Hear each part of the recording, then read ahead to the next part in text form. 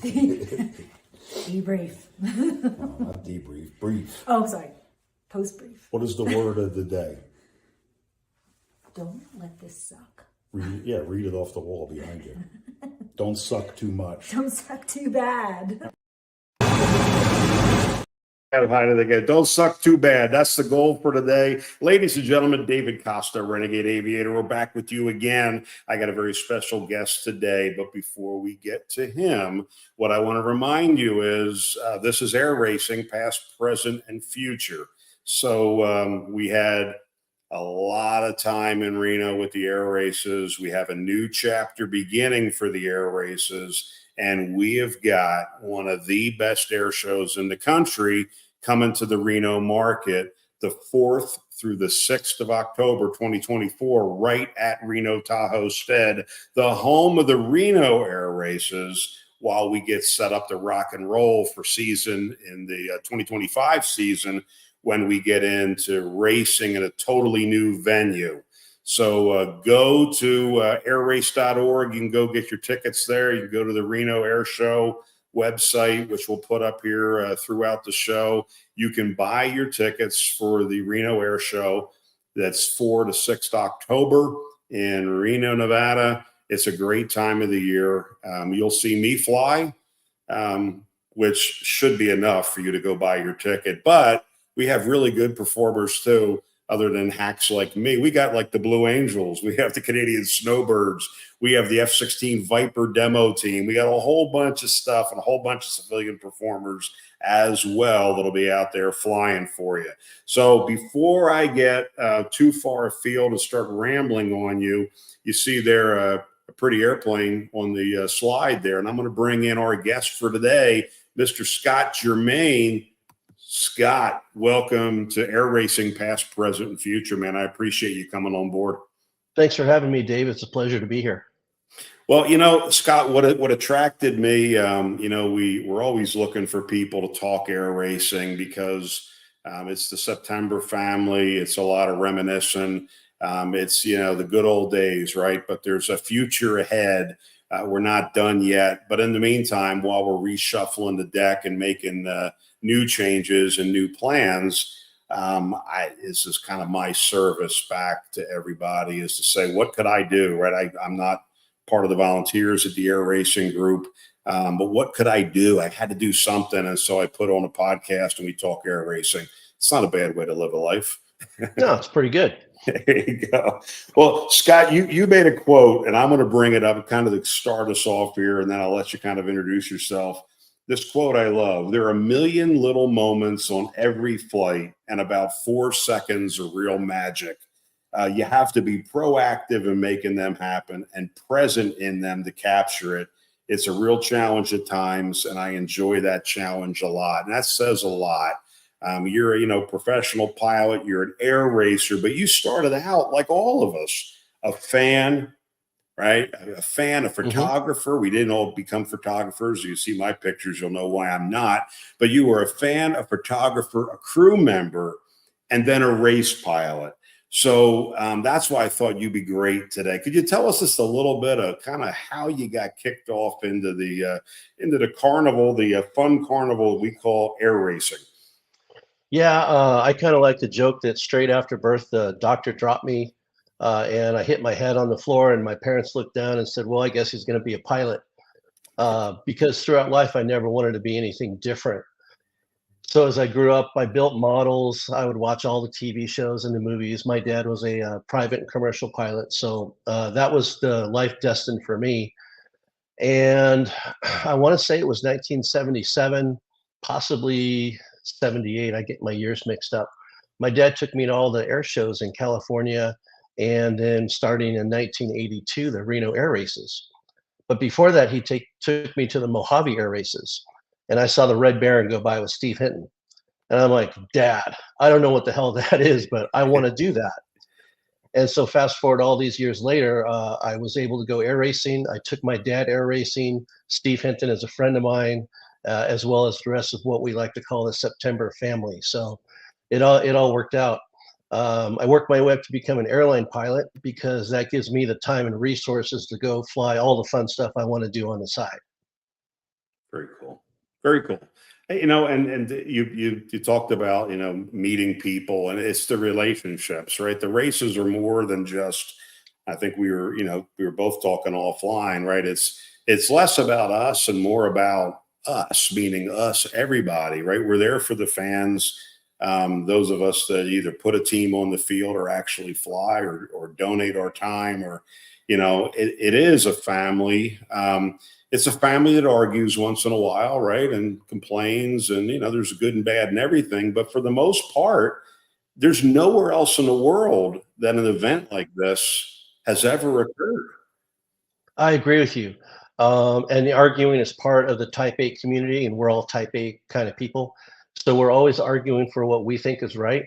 And hopefully, in a team environment or a planning or a flight test environment, you can see someone else's point and take that in and put that into the mix.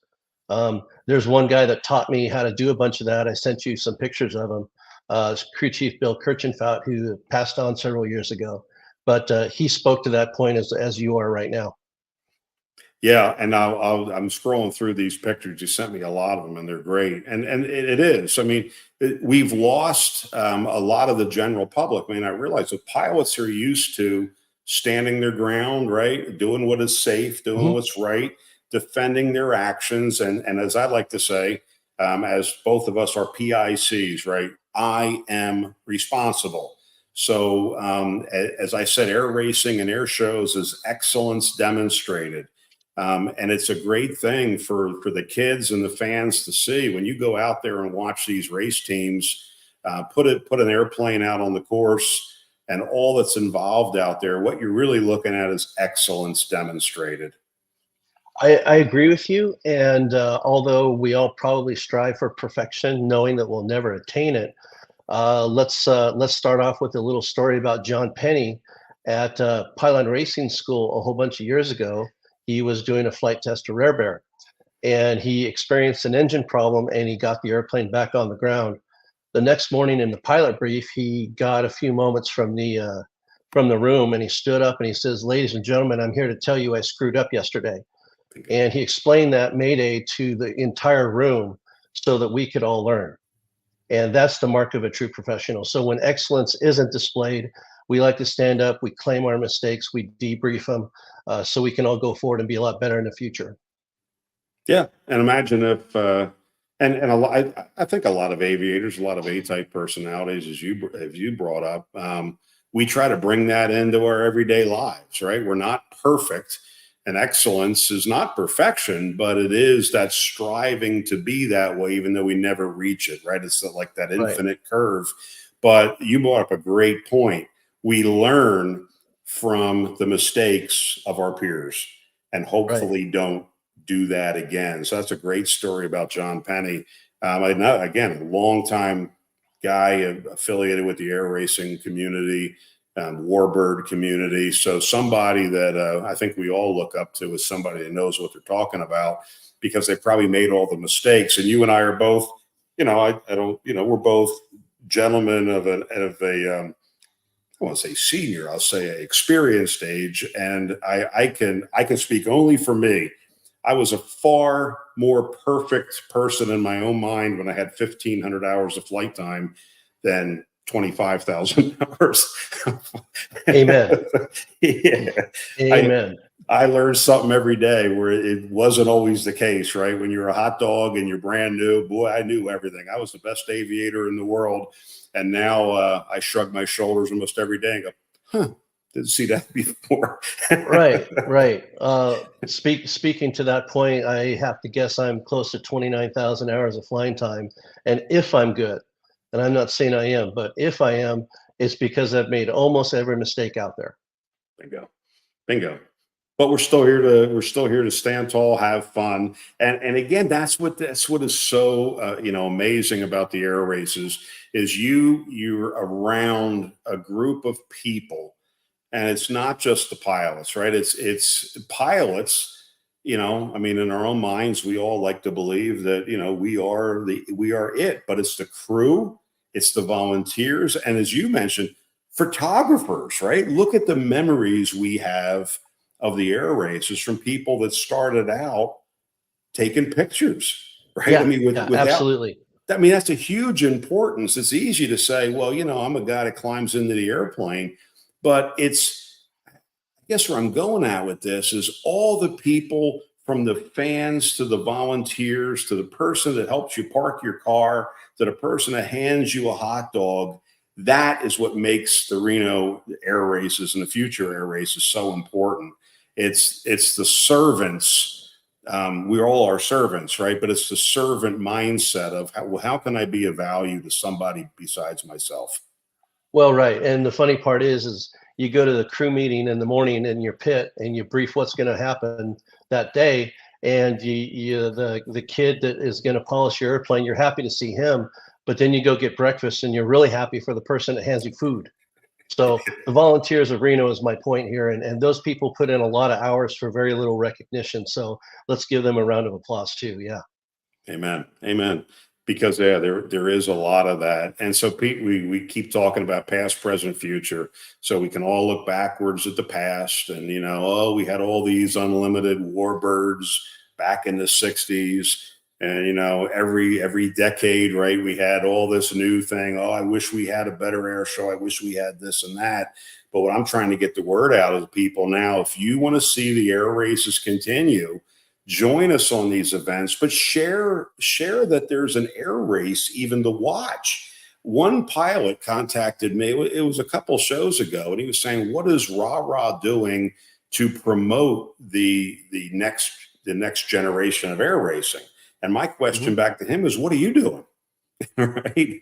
If you're a pilot, are you walking out to your airport and talking up the air races? And if you want to see more air racing, now is our time that we need to stand together, in my opinion, which I'm never shy about my opinion, but we need to stand together and kind of promote what's coming next. Otherwise, it won't happen without our help as a family. Families stick together. Absolutely right. Whether it's been running a crew at the airline or briefing a photo flight, whatever it is that I've been involved with, if you're not inclusive and make room for everyone who can contribute, then you're probably gonna miss out on a lot of success somewhere. Absolutely. Yeah, absolutely. You know, you're flipping through a whole bunch of pictures here, and it's bringing up a lot of great memories and stories for me. We got Bob Odegaard and Larry Perkins flying the F2G Super Corsairs there, and that just doesn't happen with a very small community of skilled people. And I put myself at the bottom of that rung. I like to joke with my friends. I'm the guy that yells at people and presses a button on a camera.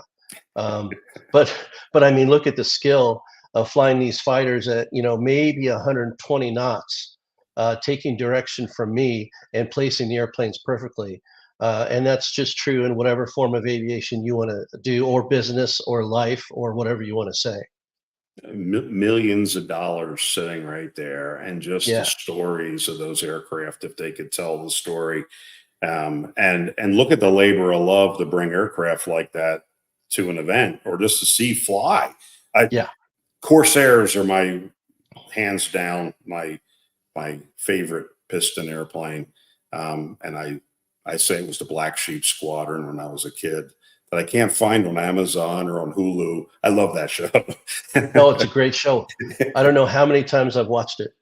It's a, that is a great shot, by the way. I love that. I love that Oh, thank you. perspective, the color, yeah, against the mountains like that. Um, but yeah, it's a lot of what was your favorite when you look back at the air races? I mean, kind of what was your favorite time or your favorite phase? You know how like sometimes when we're in a phase of life, we don't see it as our best time and we kind of progress and move forward and then look backwards. I mean, was there a certain time in your time from fan to race pilot that really strikes you as kind of that golden time for you? Yeah, there's one definite moment um, after tugging on my dad's shoulder and pointing at the Red Baron going by, making right turns at Mojave, telling him I wanted to be a race pilot. When I came down to shoot for the first time in a race, to know that I was, excuse me, when I was coming down that chute, I was in the same airspace that Bob Hoover had been in, my friend Steve Hinton, all my other race pilot friends. that I, with the immense help of a lot of other people, had earned my spot to come down that piece of sky. That is something super special. It is, and you know, I mean, you know how the steps that it takes to get into the cockpit and to be able to race. It's not just I decide one year that I'm going to race an airplane at the Reno Air Races. You know, you saw it from when you were. You know, I think the fans somehow get a picture of it, but a crew member sees what it takes, which I think is great for people to go from a crew member to a pilot, right? Because Right. there's a lot of pilots that are crew members. So I think, you know, a lot of people need to hear that as well. You know, to sit in that seat, which is a great example, by the way, and looking down that chute and kind of realizing, you know, in those 10 seconds or so that it's about to get real. Yeah. Well, it's funny because you're correct. It was real before that. It was super real in that moment. And then when that moment's gone, it's this fantastic spot in your mind where you're on the course, you're at 50 feet, you're picking out your specific bush on the ground where you start just to lay into that turn, and you let the airplane float, and you're tight on one pylon, you're loose on the other. And it's this just great Zen state of, okay, this is everything I thought it would be. I listened to Tiger, I listened to everybody else. And when you're out there, I think you realize you can either do this or you can't. And there's only two types of race pilots. Yeah, that's great. And what, you know, here's another thing people say when they're starting out on anything, right? They're so afraid that they're not going to be accepted. But you know, you're bringing up people's names that are highly respected race pilots, highly respected pilots in general. And you know, I mean, they may not reach out and hug you on the very first day, but as I like to say, shut up, show up, and be excellent. You showed up, you took advice, you heeded advice, right? And Mhm. and you're accepted by the fact. I said all of us are accepted because Right. we keep showing up to be of value, right? You didn't show up with an expectation. You showed up to be somebody that was valuable to the event, to the team, to the organization, whatever. I probably didn't think that at the time because you're so centrally focused on just getting there. And to anyone who gets a race airplane on the ramp at Reno, you already won. That's a huge accomplishment, and that's a win right there. If I were to do it again now, knowing what I know now, I would show up to be of service. Yes, I'm there to race my airplane, but how can we be part of this community? How can I help my fellow race pilots? How can I just pitch in Yeah. and be part of that group?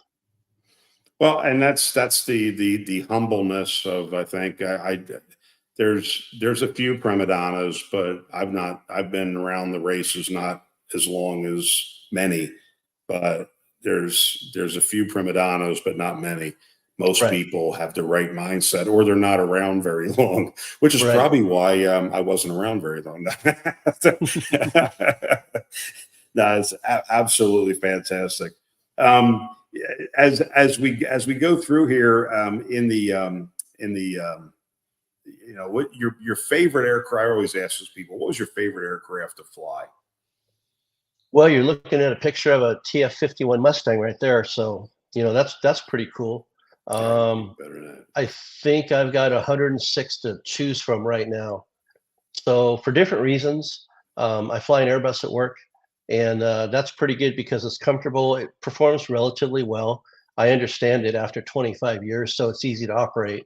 The P-51, if you don't say that, there's probably something wrong with you. I don't have a whole lot of time in Mustangs, maybe 35 hours.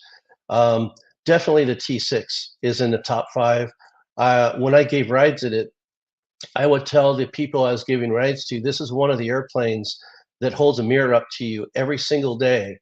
And whoever you see back in the mirror, you either were up to the challenge that day or the airplane let you know where you needed to work on things. So, um, and I've flown a pit special maybe once. I hear the pits is the same way. So Love it. let's reduce that to the T6 for right now. Yeah, I'll tell you what. I agree with you 100%. That T6, it was a pilot maker. I mean, it's an airplane that, um, you know, is will challenge you up to the point where you walk away from it. So Or it's you don't. or you don't. Correct. I always joked when I had mine. I used to pay for. I paid for my T6 by giving rides at air shows. Mhm. So what a great way to get a bunch of cycles into pattern. Selling people 8-minute rides to pay for Right. my addiction. But a great airplane, and anybody looking to fly warbirds, that's the plane you need to get the time in. Yeah. I used to give instruction. I was having one kid, or he wasn't a kid, he was old enough to know better. I said, I'm in the back seat. I said, you're not over the runway. Yes, I am. I'm lined up with the runway. I said, I can see the runway from the back seat. Therefore, we're not You're not lined over up. We're not. Trust me on this one. Very, very cool. Very cool. So yeah, out of these photos here. So Lance Air, great airplane, fun airplane to fly. Yeah. How many years did you race totally out there? 2 years I owned the airplane. I raced in 2005 and 6. Right. And then I sold the airplane to a new owner and I raced it for him in 2010. Excellent. Very cool. Is that a 360? In this particular year, that's the Superior XP 400. This is when I'm racing it for the owner, Tom McNerney, in 2010. And I've mastered the art of knowing how to get the photographers to take a picture of you, even though you're going pretty slow. That's good. You flash them the little, cool sign going by the pylons, and they'll take your picture. Yeah, I love it. Which was good for my sponsors. Well, you talk about mistakes in life. I was a owner of a race team with my Jet 707, but never raced at Reno. Always wanted to, and had a lot of dollars that were at stake at a time when we had lost a bunch of money in the real estate market after 2008.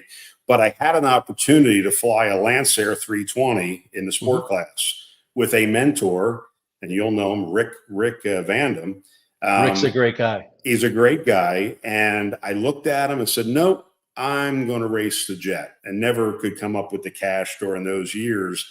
And talk about missed opportunities, right? So, you learn the hard way sometimes, but again, I give public credit to Rick because he was like I said, there's a lot of mentors we have out there. And I think kids and adults today, they're always saying, I don't have a role model. I don't have a mentor. Man, you just got to go look for them. There's a lot of people out there that'll help you. If you ask and if you got the right mindset.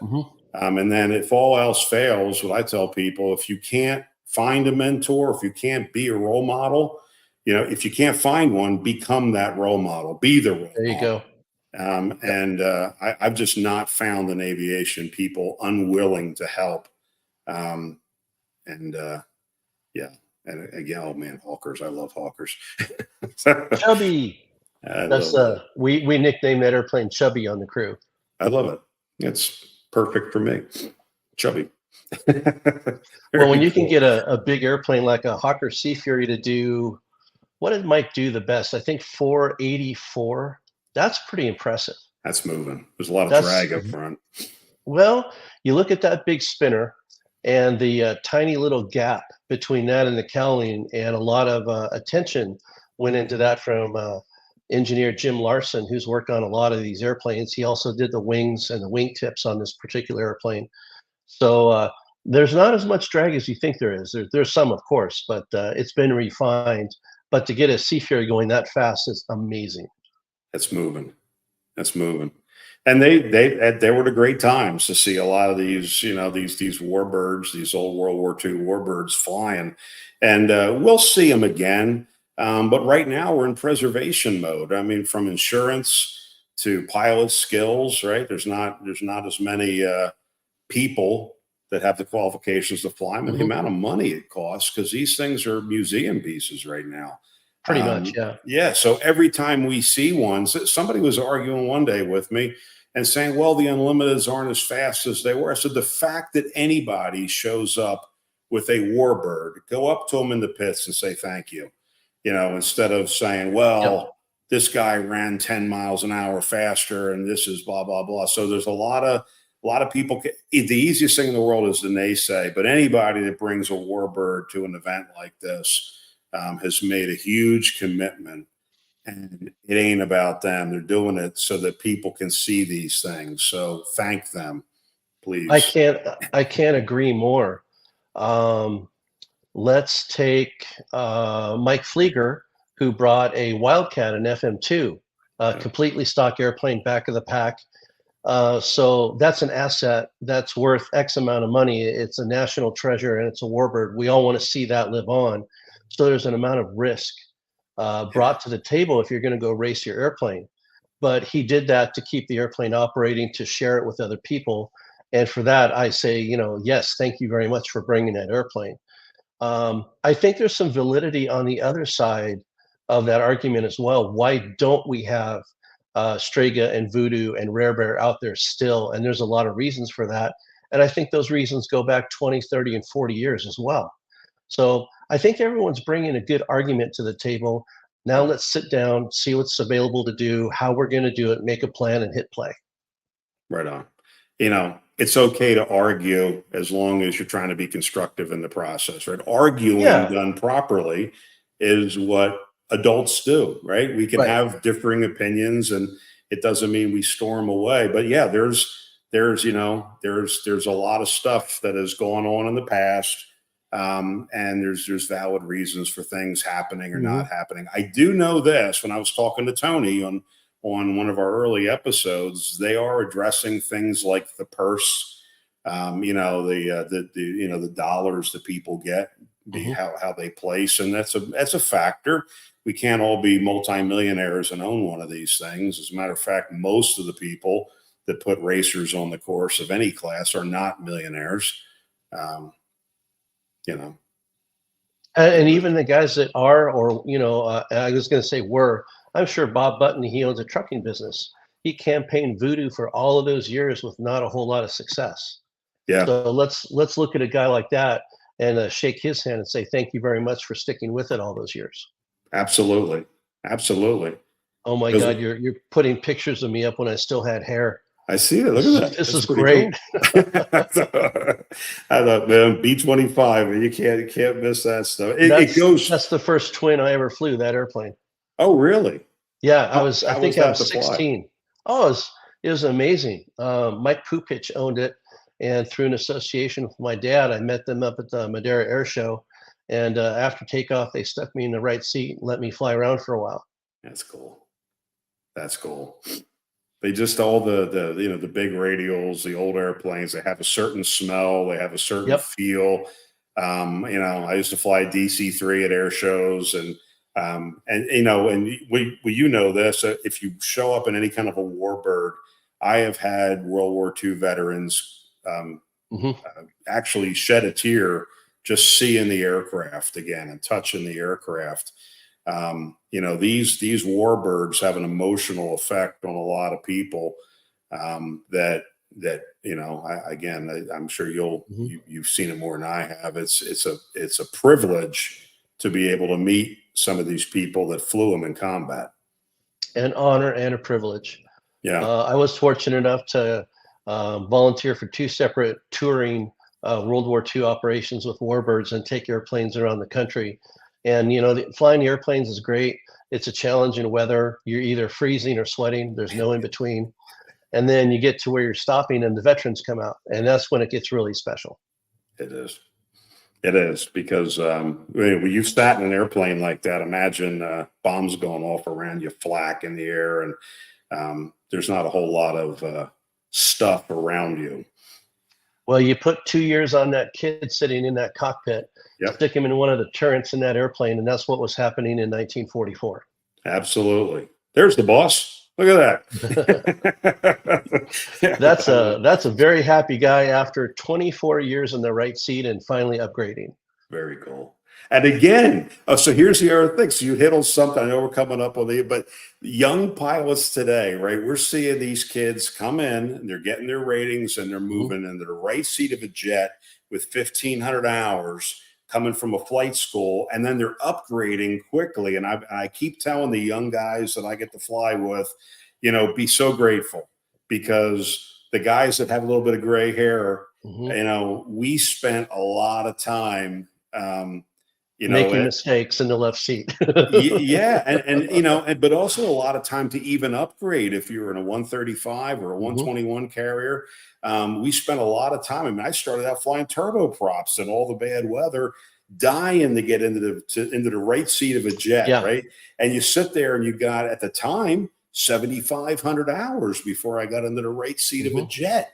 But that's just the way the timing was. So today, right now, what a great opportunity for young aviators to get into aviation, to get into aviation maintenance, because 20 some years in the right seat, that's because we're pilots. We love it so much. If the plane's cool enough, I'm not saying this, but if the plane's cool enough, we'll fly for free.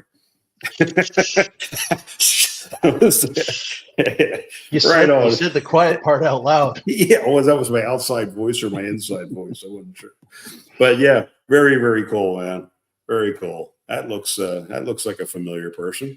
It is, yeah. If you ever felt like segueing about young people in aviation versus the leadership skills they're developing, let's talk about Steve O'Hinton here for a little while. Yeah. We don't have to, but just to recognize someone who had great parenting growing up, who was very focused and determined to do what he wanted to do. There's an example right there.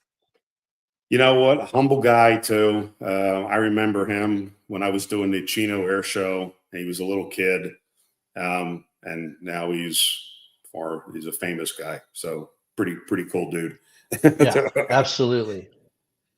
There's Keith. You know Keith? I'm sure you know Keith. Everybody knows Keith. Keith, how you doing, buddy? He's a great guy. I love Keith. Keith is the oracle of warbird knowledge. He remembers people's names, places, and numbers.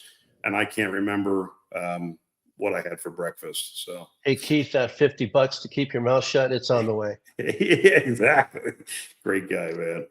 Outstanding. Well, I'll tell you what, Scott, this has been fantastic. There you go. There he is again. It's been so great having you on. I try to keep us on time, but I could talk with you for a lot longer. But I really appreciate everything you've done for the sport of air racing. And giving us your insight. If you ever want to come back on, you got something else that we want to talk about, I'm happy to have you back. And also I'm happy if you need anything, give me a holler. We're out here in Reno. Thank you. I appreciate it. I really do. I appreciate being here. I've got all the time in the world for this. If you'd like to have me back. We haven't even touched on, Reno in the 1980s. I mean, guys like maybe me, my friend Brad Haskin, we could probably do a panel show for 2 hours and just tell stories and show pictures like this. And some of the later fans that came to Reno will get an education on what we like to call the good old days. I mean, they're all good old days, but there's a lot more out there, and I'd be happy to share any of that with you when you'd have me back. That's a great idea, because I think as we roll into this thing here, we do want to kind of start focusing on, on more of the stories. I think that's what people want to hear. We get that comment a lot, tell us the stories of the insider stuff, what really went on. And that's a great idea. Maybe pick, a decade or certain venues, because the races change throughout the years. Right. There was a time when there was no jet class, if you can believe that. Right. Yeah. but I was in the audience, sitting in the stands when they did that jet demo at the end of the race. Was that 2001? With Jimmy? Yeah, with Jimmy. He puts the burner on, goes around the course. I mean, stuff like that. There's a lot of those stories to tell. So absolutely, you can count on that. I think we ought to get back, and we could talk offline. So if we want to talk about certain areas of racing, I think that'd be a great thing to get 2 or 3 guys on and just kind of have some fun. Let's do that. Right on. Scott Germain, ladies and gentlemen. Thank you, Scott, once again. And everybody, I appreciate the comments. Appreciate you guys joining us. This is David Costa. I am the Renegade Aviator. See ya.